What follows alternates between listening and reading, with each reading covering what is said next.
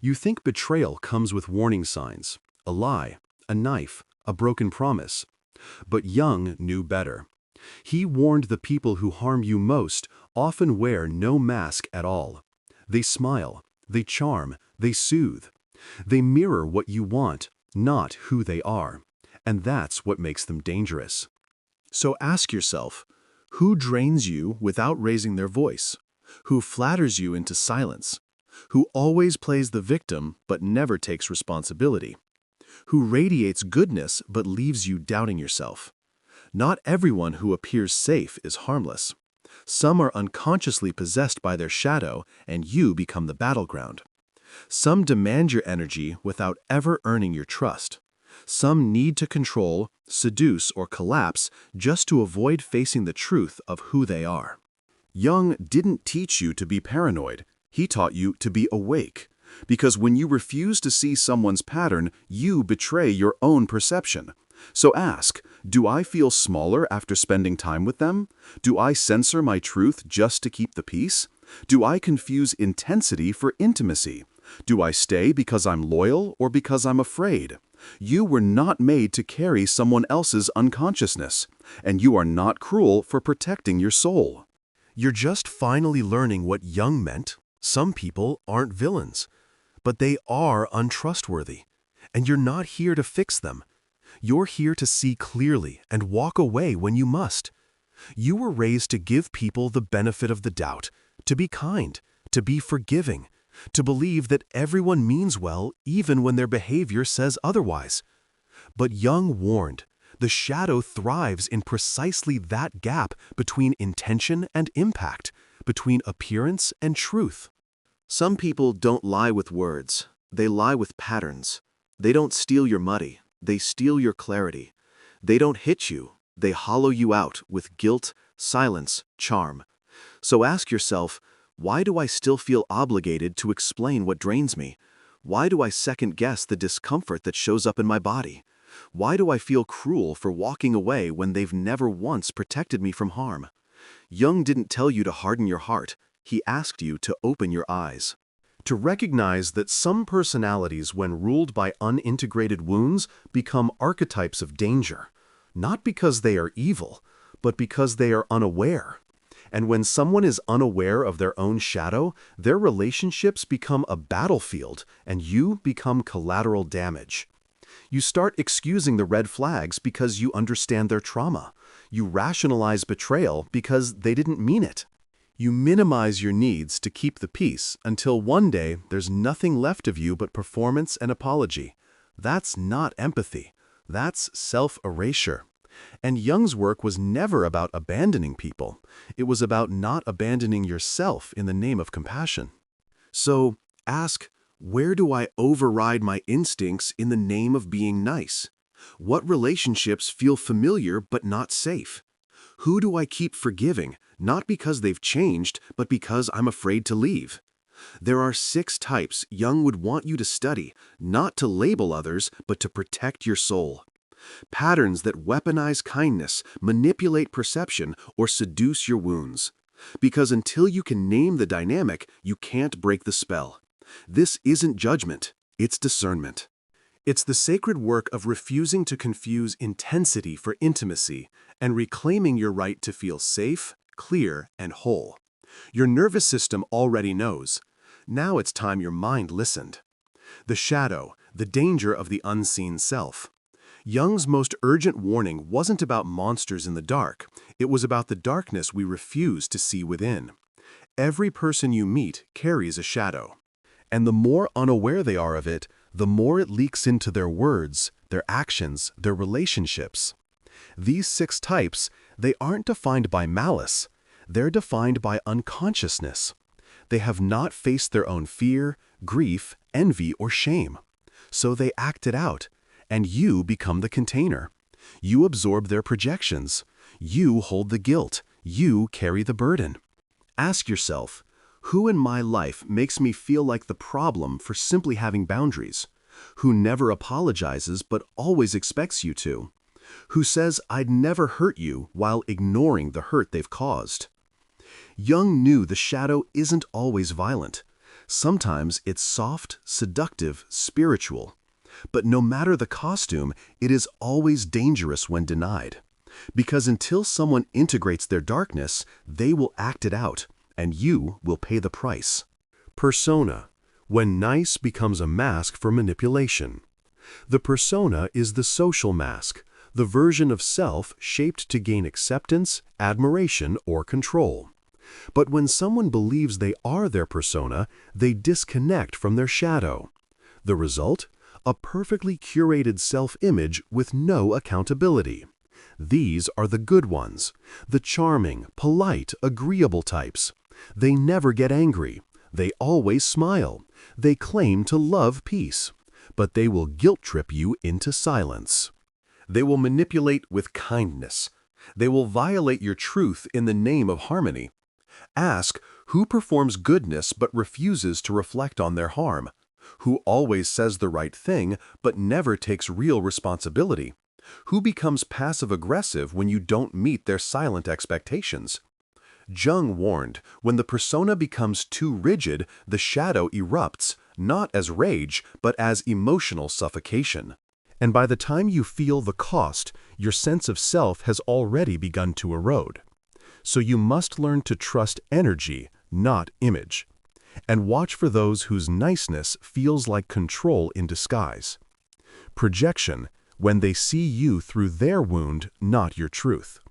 Projection is the unconscious act of seeing in others what one refuses to acknowledge in themselves. It's not just a psychological trick, it's the foundation of many toxic dynamics. Someone who has repressed their shame will see you as arrogant. Someone who's never healed their abandonment will accuse you of betrayal even when you were loyal. Someone who's rejected their own neediness will call you too much the moment you ask to be seen. Ask who consistently misunderstands your intentions, no matter how clearly you speak. Who attacks your character when you set a boundary. Who seems more invested in who they need you to be than who you actually are. Jung taught that projection creates illusions, and illusions are dangerous. Because when you enter someone's life as yourself, but they only see their unfinished business, you stop being a person, you become a role. And that's how people lose themselves, by playing characters in other people's unresolved stories. Transference, the psychic repetition of unfinished relationships. In Jungian psychology, transference is the tendency to recreate early emotional dynamics with new people. You become their parent, their savior, their abuser, their abandonment. And none of it is conscious. They don't see you. They see the father who left, the mother who judged, the sibling who succeeded, the partner who betrayed. And you unknowingly begin to play the role until the relationship becomes a prison. Ask, who pulls you into old emotional patterns that feel oddly familiar?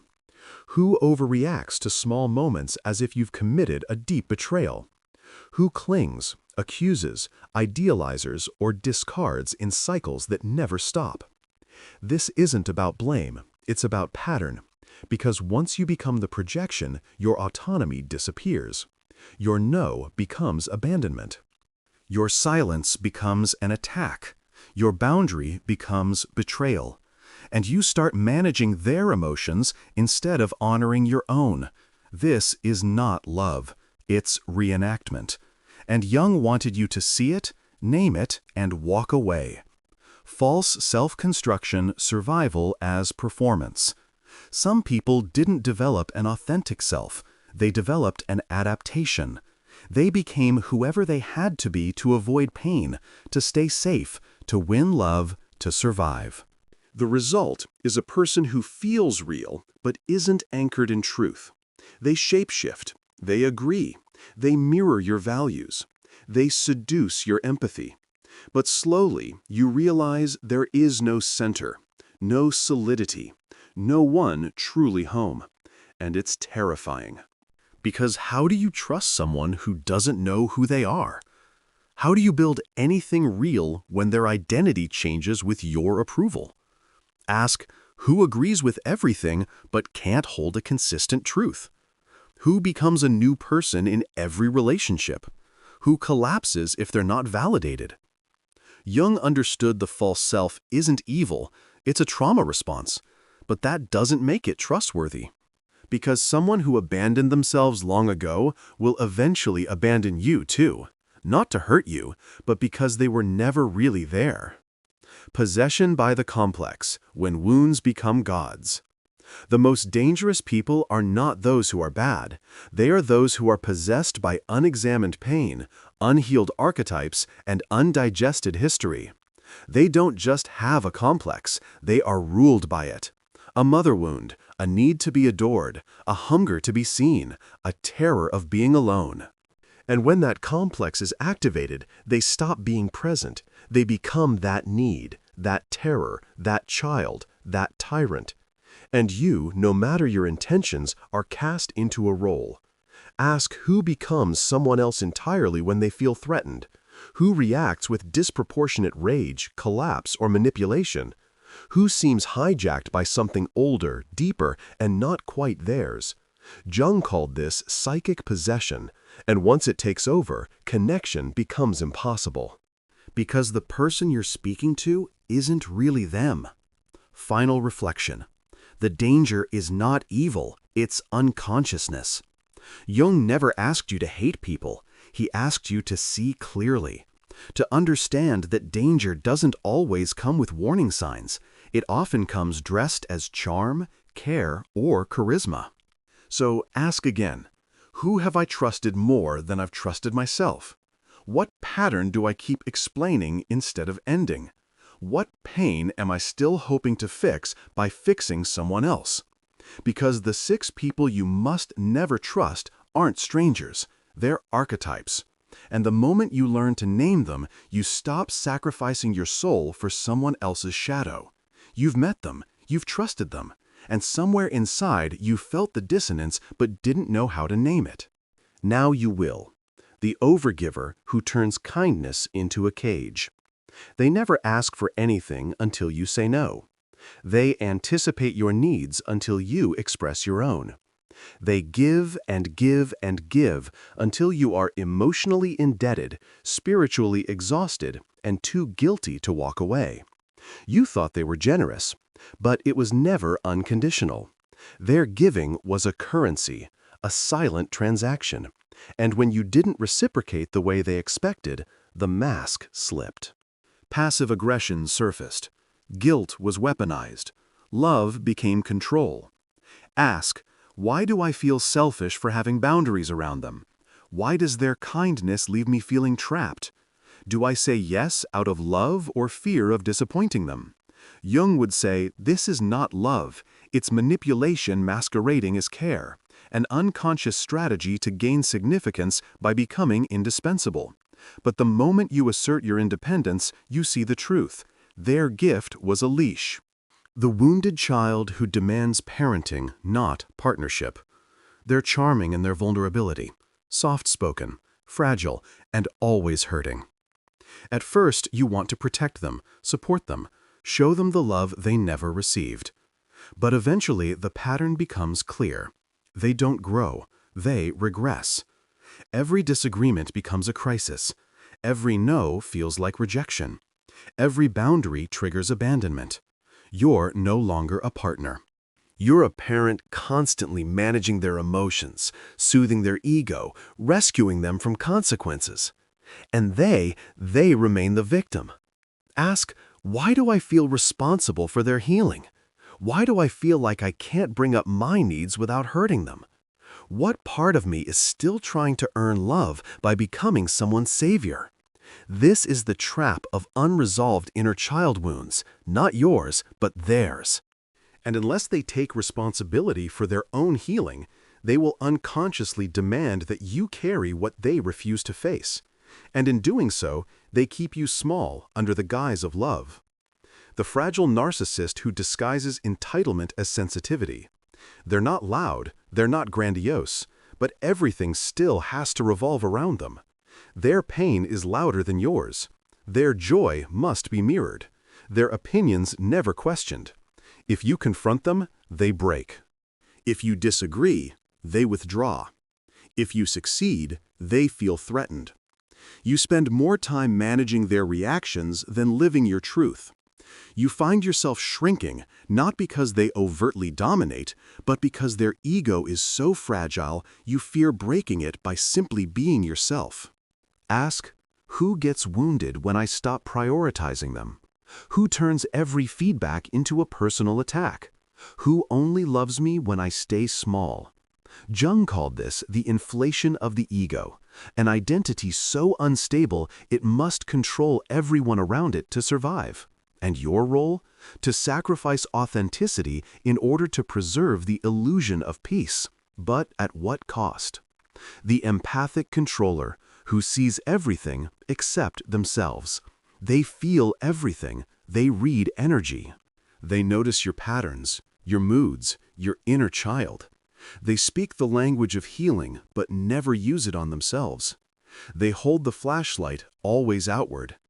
And slowly you realize you are under surveillance. Your growth is being micromanaged. Your shadow is being diagnosed. Your process is being held with an unspoken hierarchy of emotional superiority.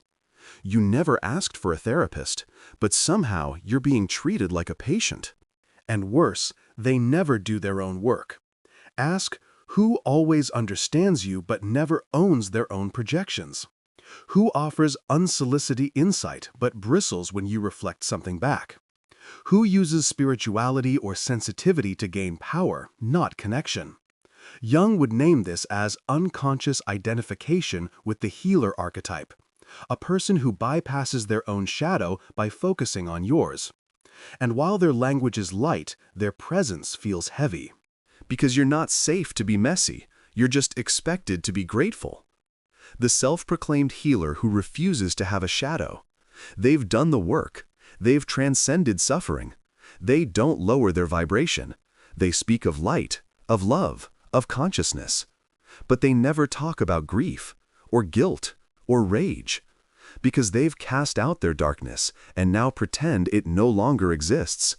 And if you bring your pain into the room, they'll spiritualize it, minimize it, pathologize it. Just let it go. Choose a higher perspective. Stop being a victim. But this isn't compassion, it's superiority dressed in white. Ask, who makes me feel spiritually inadequate? Who invalidates my struggle in the name of growth? Who claims to be above emotion but leaks judgment in every silence? Jung's warning was clear. Anyone who denies their shadow is ruled by it. And those who refuse to integrate their darkness will project it onto you. And they will call it wisdom. The silent saboteur who never shows their teeth. They don't yell. They don't criticize. They don't explode. They undermine. They disappear when you need them most. They change the subject when you shine. They smile when you fail. They congratulate you with a half-hearted tone that leaves you second-guessing your joy. They don't offer solutions, just subtle doubt. They don't attack directly, just erode your confidence. And if you confront them, they'll feign confusion. They were just joking. They didn't mean it like that. You're too sensitive. But your body knows better. Ask, who makes me feel small without ever saying something overtly cruel? Who disappears when I succeed, but reappears when I fall? Who subtly competes while pretending to support? This is covert envy, shadowed resentment, repressed competitiveness that leaks through half smiles and backhanded compliments. And Jung would remind you, betrayal doesn't always look like destruction. Sometimes it looks like silence. Final reflection. The pattern behind the people. You've met these people. Maybe you've been these people. Maybe you've stayed too long, trusted too quickly, ignored too much. But this isn't about blame, it's about sight. These 6 types aren't evil, but they are dangerous when unconscious. They mirror wounds, not truth. They play roles, not realness. They demand energy, attention, or loyalty without ever offering responsibility. So ask now honestly, who drains me while calling it love? Who confuses me while claiming to care? Who asks me to carry something they won't name themselves? Because Jung didn't give you these archetypes to judge others, he gave them to you so you'd stop abandoning your own perception in the name of peace. You don't need to confront them. You don't need to fix them. You just need to see clearly and decide what your soul can no longer afford. Because trust in Jung's psychology is not about comfort. It's about consciousness. And now that you've seen the pattern, the choice is yours. You want to believe people mean well. You want to believe their goodness is real, not performative, not strategic. But Jung warned, when someone's psyche is ruled by the unconscious, their behavior becomes less a choice and more a symptom. These 6 people you should never trust. They aren't acting from free will. They're acting from fragmentation, from parts of themselves they've exiled, denied, or worshipped without question. And when you step into their orbit, you're stepping into a psychic system already rigged to repeat. So let's dismantle the inner mechanics. 1. The false self is built for survival, not truth. Each of these personas is a response to trauma. Not the kind you always remember, but the kind that shapes how you attach, perform, and survive. They became who they are because they had to. The overgiver learned that love must be earned through sacrifice. The wounded child learned that vulnerability guarantees protection. The fragile narcissist learned that shame is unbearable, so their ego must be inflated to survive. The empathetic controller learned that knowing others was safer than feeling themselves. The guru without a shadow learned to spiritualize their pain because it was never safe to express it. The silent saboteur learned that direct power was punished, so they became passive-aggressive instead. Ask, who did I have to become to be loved? What did I learn to repress just to stay safe? What survival strategies still define the way I relate? Because when survival becomes personality, authenticity dies. Shadow repression creates behavioral possession, Jung's most haunting insight. Whatever part of the psyche you refuse to integrate will rule you from the dark. You deny your anger, it becomes control disguised as calm. You exile your neediness, it leaks out as sabotage. You repress your envy, it turns into helpfulness that secretly undermines others. And the more you repress, the more the shadow compensates, not gently, but forcefully. These people don't know why they lie flatter, manipulate, or disappear. They're not in control. Their unowned parts are. Ask, what part of me have I tried to bury only to see it appear in others? Who in my life is ruled by a trait they claim not to have?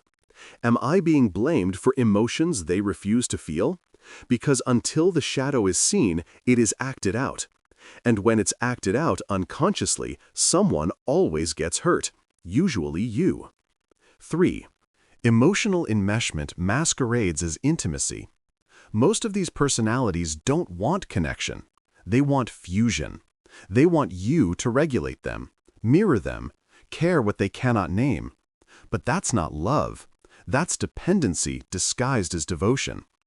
They collapse into you, or dominate you, or become who you want them to be, until one day you realize you don't know where you end and they begin. That's not closeness. That's a boundaryless bond built on fear. Ask, who expects me to regulate their moods? Who gets hurt when I reclaim my space? Who punishes me subtly or overtly for having autonomy? Because someone who never learned to self-soothe will expect you to do it. And when you stop, they'll call you selfish just for returning to yourself. 4. Projection as a tool of psychic control. Jung made it clear, projection is unavoidable, but when unexamined, it becomes dangerous. You become their mother, their betrayer, their savior. Their inferior, their possession. Not because you are, but because that's who they need you to be in their internal narrative. And if you reject the role, they will react as if you've committed a crime. Because for them, perception is reality. Ask, who treats me according to a script I never agreed to? Who reacts to me based on their past, not our present? Who cannot tolerate when I step out of the role they've assigned? This is not about you. It's their trauma casting you in the drama. And if you keep trying to rewrite their story, you'll lose your own. 5. Transference loops keep the pain alive and you inside it. Transference is what happens when someone relates to you as if you were someone from their past. The fragile narcissist sees their critical parent in your boundary. The overgiver sees their emotionally unavailable caregiver in your silence. The silent saboteur sees their shamed inner child in your success. They don't know they're doing it, but you feel it. The tension, the confusion, the way a small moment explodes into a fight. The way you're always explaining, apologizing, clarifying for things that aren't even yours. Because they're not seeing you. They're seeing their past and casting you into it. Ask, why do I feel like I'm always walking into something that already existed? Why am I being punished for things I didn't do? Who needs me to play a role that drains me? You can't heal them by staying. You can only break the loop by leaving the script. 6. The cost of confusing compassion with collusion. You've been taught to be kind, to be loyal, to understand trauma. But understanding someone's pain does not make you responsible for their behavior. And the moment you start excusing harm in the name of empathy, you become complicit. That's not compassion, that's codependency. That's self-abandonment masked as virtue. Jung said, "The most terrifying thing is to accept oneself completely, but it's also the most terrifying thing to watch someone refuse to do that and then blame you for the fallout." Ask, where am I using empathy to justify self-erasure? Who do I keep forgiving, not because they've changed, but because I've normalized pain? What pattern in me still believes I have to carry someone else's unconsciousness to prove my worth? You're not being harsh for waking up. You're being honest. And honesty in Jungian terms is the first act of integration. Final reflection. Fragmented people, fragment relationships. Each of these people is not just a personality. They are a system of unresolved wounds, disowned parts, and distorted perceptions. And while they are not evil, they are unpredictable, ungrounded, and unsafe until they choose awareness. But that's not your job. Your job is to see the pattern, to trust what your body already knows, to stop playing the role you were never meant to carry, and to remember discernment isn't cruelty, it's clarity. And clarity is how you break free. You've seen the patterns. You've felt the drain. You've swallowed the confusion and told yourself, maybe I'm the problem. But Jung would say, your discomfort is not dysfunction, it's data. It's your psyche warning you this dynamic is not safe. So now what? Now you stop hoping they'll change. Now you start changing how you relate to them, to yourself, to the shadow dynamics at play. This isn't about revenge, it's about responsibility. Let's make it real. 1. Trust your body first, your mind second. Your intellect may lie to you. Your trauma may rationalize red flags, but your nervous system doesn't. You know the signal, the tension in your gut, the clench in your jaw, the exhaustion after a simple conversation. That's not rudeness, that's resonance or the lack of it. Ask, why do I feel drained after being with them? When did I stop breathing fully in their presence? Does my body soften or brace? Stop explaining those sensations away. Start trusting them. Because your body knows what your conditioning was trained to ignore. 2. Use boundaries as revelation, not just protection. Don't set boundaries to change the other person. Set them to see who they really are. Tell the truth. Say no. Claim your time. Let them sit with the silence instead of your comfort. And then observe. The people you should never trust will respond with collapse, manipulation, rage, guilt-tripping, or charm. But the people who can be trusted, they'll adjust. Ask, who punishes me when I stop performing? Who respects my no even when it inconveniences them? Who makes my boundary about their wound? Boundaries are not walls, they are mirrors, and what gets revealed is everything you need to know. 3. Withdraw the mirror and watch the spell break. Many of these people feed on your reflection. You're not just in relationship with them, you're sustaining their false self by confirming who they want to be seen as. Stop playing along. Don't nod when you disagree. Don't reassure when they haven't earned it. Don't rescue when they collapse. And most of all, don't explain the dynamic to them. Name it for yourself. Ask, who do I keep validating even when I feel unseen? Who changes when I stop reflecting what they need? What happens when I stop performing the safe version of me? When you stop feeding their persona, their real self either emerges or disappears. Either way, the illusion ends. 4. Map the pattern so you can exit the spell, write it out. The moment you met, the moment the confusion started, the words they used to hook you, the guilt you felt for pulling away, the way they made themselves indispensable.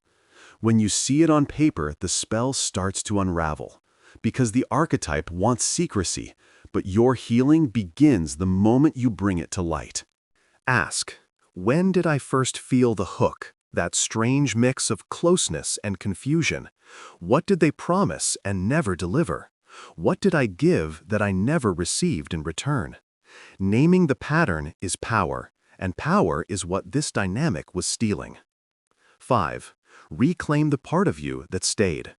This isn't just about them. It's about the you who stayed, the you who explained, the you who hoped, ignored, or overfunctioned. Not because you're weak, because that version of you was still waiting to be loved where it hurt the most. So turn toward that part, not with shame, but with reverence. Say to them, I see why you stayed. I see what you wanted, and I'm not mad at you. But we're done now. You don't have to bargain for love anymore. Ask, what was I trying to prove by enduring this? What old story was I reenacting? What part of me needs me to choose something new? Because healing isn't just walking away from them. It's walking back toward yourself. 6. Don't debate, decide. They will protest. They'll say you're cold, unforgiving, dramatic, selfish. Let them. You don't owe them your time, your truth, or your inner knowing. You don't have to convince someone that your pain is real. You don't have to educate them about their unconsciousness. You don't have to defend your right to peace. You just have to know and act. Ask, what am I still trying to get from someone who's never given it? What would it feel like to stop explaining and simply leave? Can I let clarity be enough? Some exits don't need closure, just courage. 7. Anchor into sacred discernment, not bitterness. This isn't about hating anyone. It's about finally loving yourself enough to say no more. No more carrying what isn't yours. No more twisting to be palatable. No more shrinking for the comfort of someone who won't grow. Jung said, until you make the unconscious conscious, it will direct your life and you will call it fate. Let this be the moment you stop calling pain loyalty. Let this be the moment you remember. It's not cruel to walk away from people who refuse to wake up. It's sacred. Ask, what part of me still thinks peace has to be earned? What if freedom didn't require explanation? Who would I be if I no longer made myself small to feel safe? Because the only thing more dangerous than trusting the wrong person is not trusting yourself. And you've always known. Now it's time to act like it. You were not made to be a container for someone else's shadow. You were not born to absorb blame, bend for approval, or bleed for a connection that only survives when you abandon yourself. Jung never asked you to judge these 6 people. He asked you to see how unconsciousness masquerades as charm, how pain dresses up as helplessness, how avoidance parades around in false light. So ask yourself now, who have I been protecting at the cost of my own peace? Where have I mistaken guilt for guidance? What patterns am I still calling love that only leave me emptier? This is your reckoning, not with them, but with you. with the version of you who learned to confuse intensity for intimacy, with the child in you who thought love meant staying silent, with the part of you that kept trying to earn safety by performing pain. But today, you choose differently. Not out of resentment, out of reverence. Because discernment is not cruelty, it's care. Boundaries are not betrayal, they're belonging. And walking away isn't failure, it's freedom. Ask, what would it feel like to live in a body that's no longer constantly bracing? What kind of joy would return when I'm no longer managing someone else's chaos? What would I become if I stopped calling it compassion when it was actually collusion? You don't need to rescue anyone to prove your worth. You only need to rescue the part of you that forgot it. So stop negotiating with what drains you. Stop explaining your clarity. Stop mourning who someone could be. And start protecting who you are becoming. This is the end of unconscious loyalty and the beginning of sacred liberation.